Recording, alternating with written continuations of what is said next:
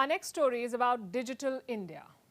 It is now the global benchmark for most countries. India's fintech innovation has grown by leaps and bounds. India's Unified Payments Interface, or UPI, has 260 million unique users. It is India's largest digital payment network and the world's fifth largest by volume. Now, UPI is going global. India and Singapore have launched a new initiative: cross-border connectivity of real-time digital payment systems. In simpler words, this means easy linkage between India's UPI and Singapore's Pay Now. That is their version of UPI. Prime Minister Modi hailed this as a new milestone for India-Singapore relations. UPI Pay Now link का launch आज दोनों देशों के नागरिकों के लिए एक ऐसा उपहार है जिसका वे उत्सुकता से इंतजार कर रहे थे। सामान्य तौर पर इसका दायरा एक देश की सीमाओं के भीतर ही सीमित होता है, लेकिन आज के लॉन्च ने क्रॉस बॉर्डर फिनटेक कनेक्टिविटी उसके एक नए अध्याय का शुभारंभ किया है। To understand this better, let's start with the basics. What is UPI?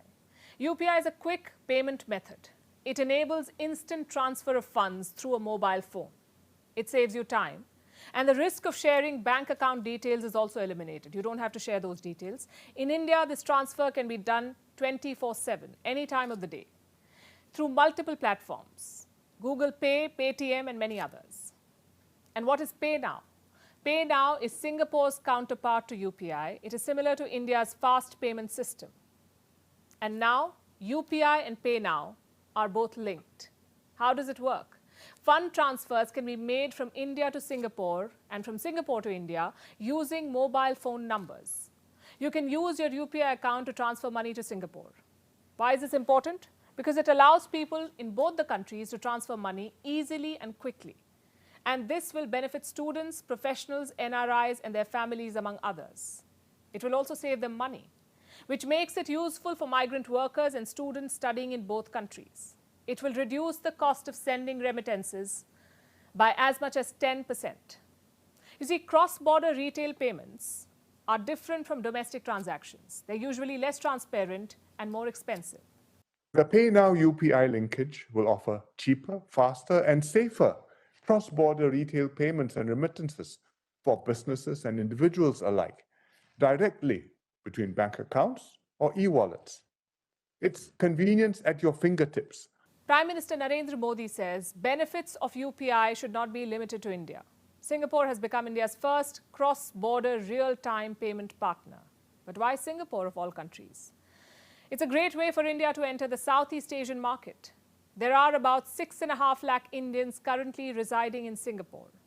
In 2021, Singapore was one of the top 4 inward remittances market for India. What is that? It's one of the top 4 destinations from where remittances or money came to India.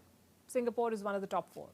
In 2018, India and Singapore allowed card and QR code payments between each other. And now they've taken the next step. It says a lot about India's fintech and the success of the Digital India program. India's digital economy is building a strong foundation. There is deep penetration of telecom and internet. And the UPI has become the most preferred payment mechanism. Let me share some numbers with you. Last year, 74 billion transactions in India were done through UPI. And that's a jump of over 90% compared to the previous year.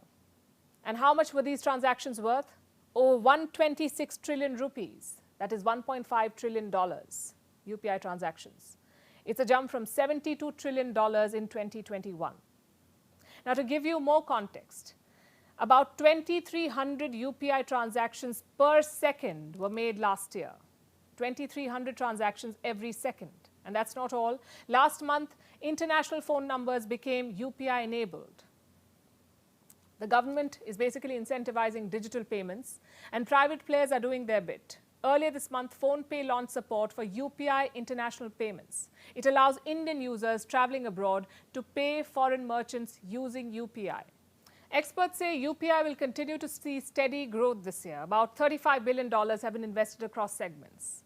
Indian fintech is expected to reach $2.1 trillion by 2030. And that's quite a story. Startups play a big role here. India is the third largest startup ecosystem in the world after the US and China. India has the third highest number of startups. And about 47% of these startups are in the fintech industry, financial technology. Basically, India is moving its financial transactions to digital platforms. And this is seeing an international expansion. India already stands second in the world after China in terms of fintech adoption. What is fintech adoption? When you use digital methods to make a financial transaction. India's rate is 87%.